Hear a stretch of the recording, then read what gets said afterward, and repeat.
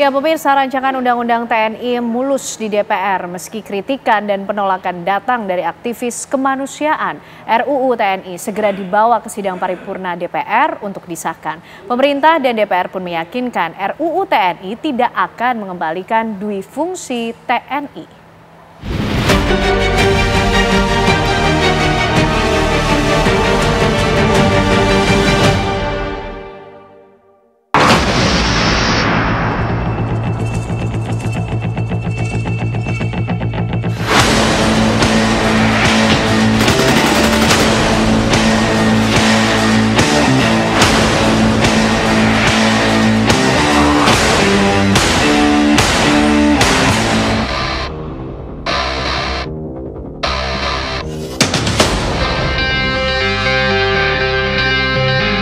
Pembahasan rancangan Undang-Undang TNI menepuk riak kegaduhan di Senayan. Pro dan kontra muncul. Di tengah keinginan memperkuat pertahanan negara dan profesionalisme prajurit, terselip ketakutan masa lalu. RUU TNI akan menjadikan tentara keluar dari barak. Bahwa di masa lalu, praktek dui fungsi militer telah menimbulkan kerusakan sendi-sendi kehidupan sosial dan politik, termasuk pelanggaran hak asasi manusia, dan juga tidak berkembangnya kehidupan sosial politik demokratis di Indonesia, termasuk juga menyebabkan berbagai penyimpangan peran militer, berbisnis, berpolitik, dan juga melakukan urusan-urusan lain. RUU TNI sejatinya ditujukan untuk menyempurnakan tugas pokok TNI agar lebih efektif dan tak lagi tumpang tindih dengan institusi lain.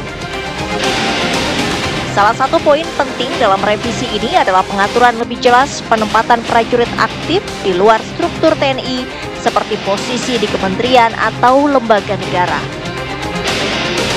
Sebab selama ini terdapat kementerian dan lembaga negara yang memang aturannya diisi oleh personil TNI aktif.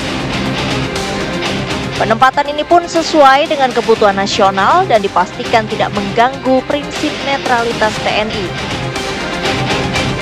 Apabila TNI aktif menduduki di kementerian lembaga akan pensiun dini, akan mengundurkan diri dari kedinasannya. Sehingga dia tetap kementerian lembaga juga punya undang-undang tersebut, punya undang-undang yang dia menyatakan bahwa di situ ada posisi jabatan itu yang diduduki oleh TNI aktif juga, ada seperti di Kejaksaan Agung, di MA. Tapi nyatanya maksud baik revisi Undang-Undang TNI tidaklah indah di mata jagat maya.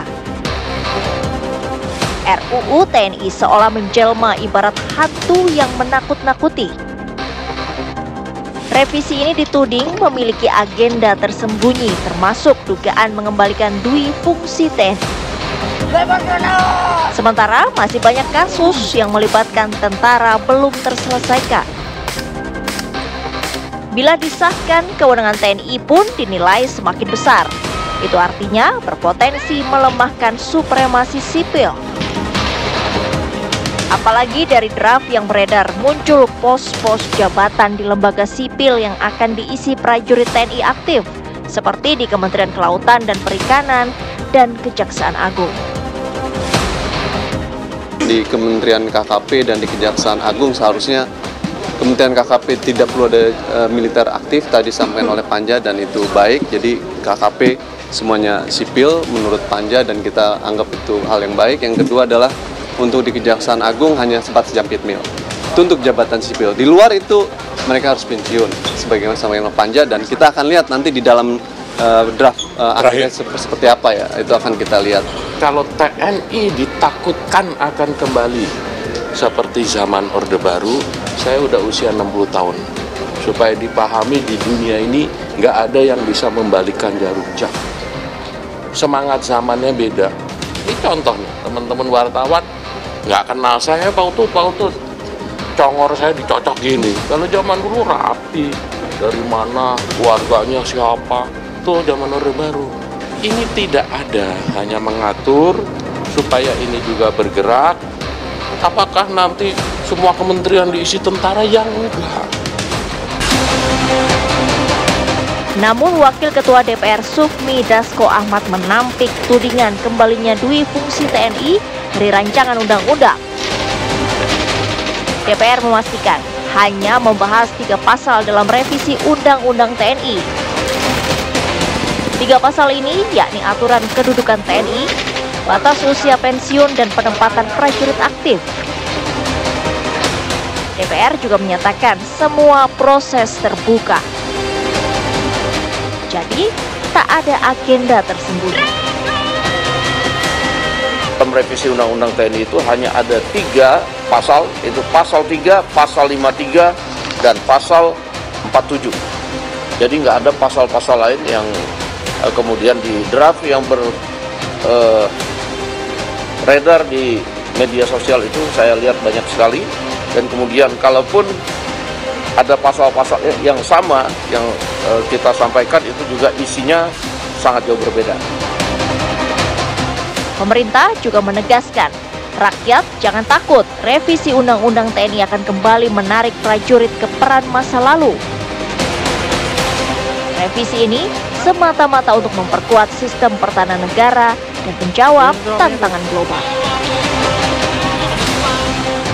Apa yang dipolemikan itu sesungguhnya itu tidak ada di dalam pembahasan. Nah, yang begini-begini kita harus waspada, kita harus berhati-hati betul, kita tidak boleh dibentur-benturkan.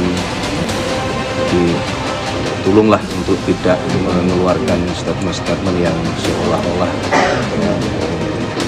ada dikotomi, kemudian disampaikan juga masyarakat bahwa ini akan kembali ada di fungsi ABRI. Tidak begitu. Secara substansi, apa yang sedang dilakukan revisi ini adalah untuk perkuatan TNI sebagai institusi. Adalah pentingnya kalau memang supremasi sipil, maka itu harus juga memikirkan meritokrasi di zaman sekarang ini, keadaan sekarang ini.